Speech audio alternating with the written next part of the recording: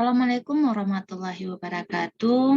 Halo mahasiswa, mahasiswi Universitas Insan Cinta Indonesia, dimanapun Anda berada. Berjumpa lagi pada mata kuliah Introduction to Computer dan ICT pada pertemuan ke-6 ini. Pada pertemuan sebelumnya, kita sudah membahas yaitu tentang sistem basis data, yang mana pembahasannya yaitu meliputi DBMS, Database Management System, kemudian hierarki data, ada bit, yaitu angka 0 dan 1, kemudian ada byte, 1 byte itu 8 bit, ada karakter, baik itu dalam bentuk angka, huruf, karakter khusus, kemudian ada field itu adalah kumpulan dari beberapa karakter, kemudian juga ada record itu adalah kumpulan dari field, kemudian file itu adalah kumpulan dari beberapa record, kemudian ada database ini adalah kumpulan dari beberapa file.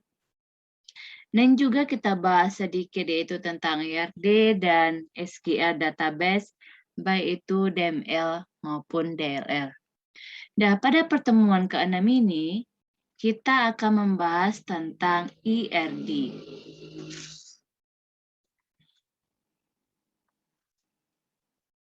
IRD atau kepanjangannya di sini adalah Entity Relationship Diagram, yang mana model data yang menggunakan simbol grafis dasar untuk menunjukkan organisasi dan hubungan antar data. Berarti pada IRD ini kita akan menggunakan simbol-simbol grafis atau notasi ya, notasi-notasi IRD yang menunjukkan hubungan antara satu data dengan data lainnya. Apa saja simbol dari IRD tersebut? Yang pertama yaitu adalah simbol berbentuk persegi panjang di sini. Untuk simbol berbentuk persegi panjang itu digunakan untuk entitas atau tabel.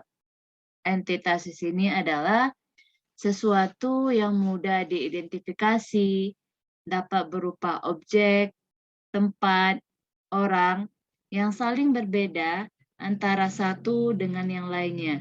Berarti entitas ini adalah sesuatu yang mudah diidentifikasi di sini.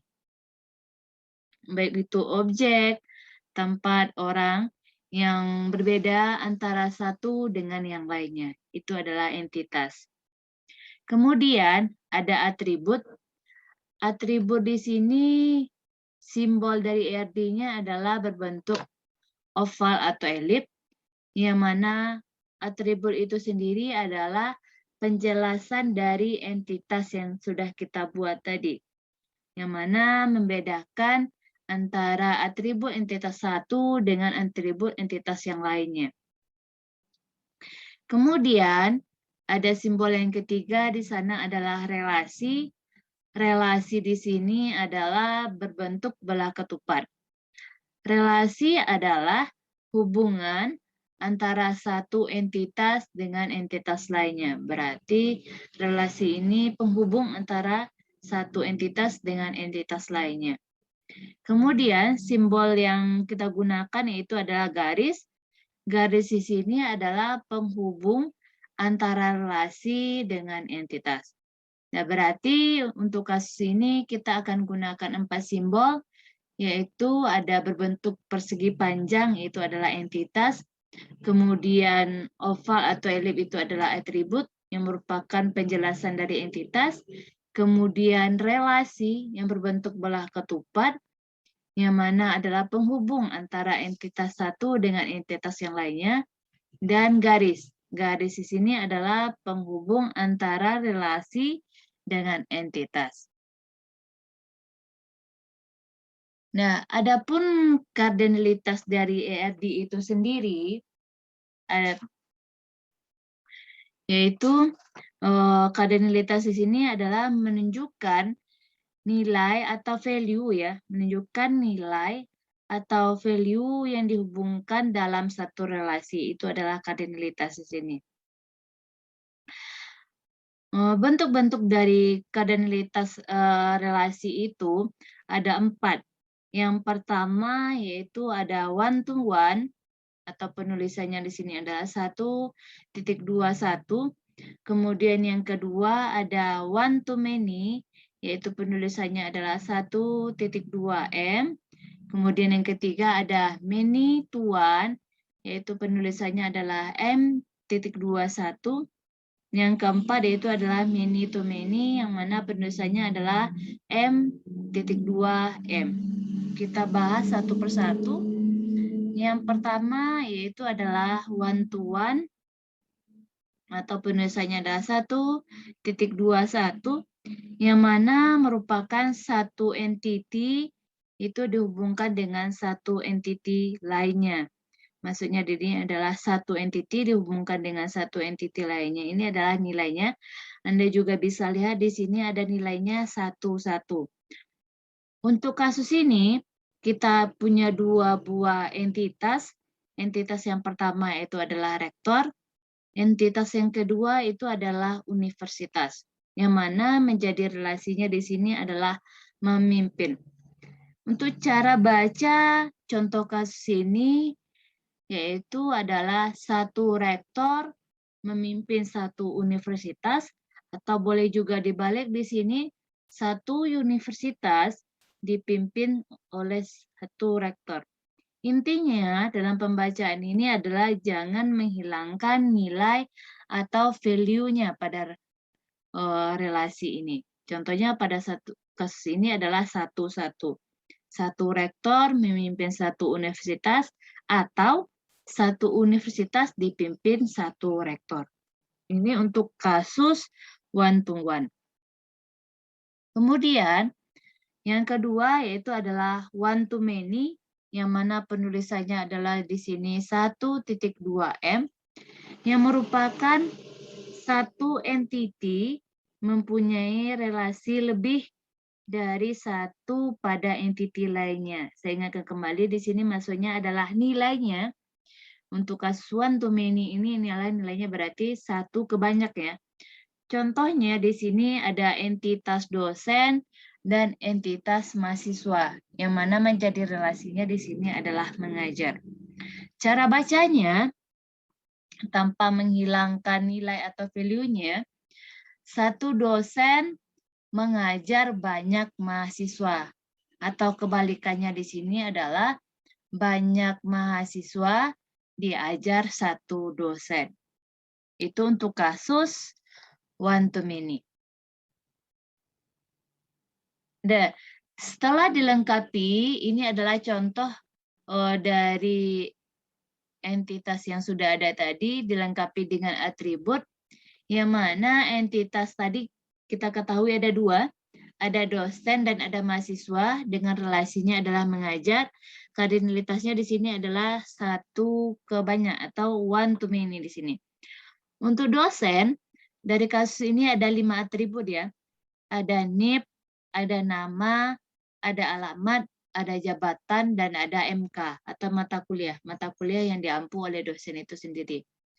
Kemudian atribut untuk mahasiswa juga ada 5 di sini. Ada NIM, ada nama, ada tempat tanggal lahir, ada alamat, dan juga ada prodi.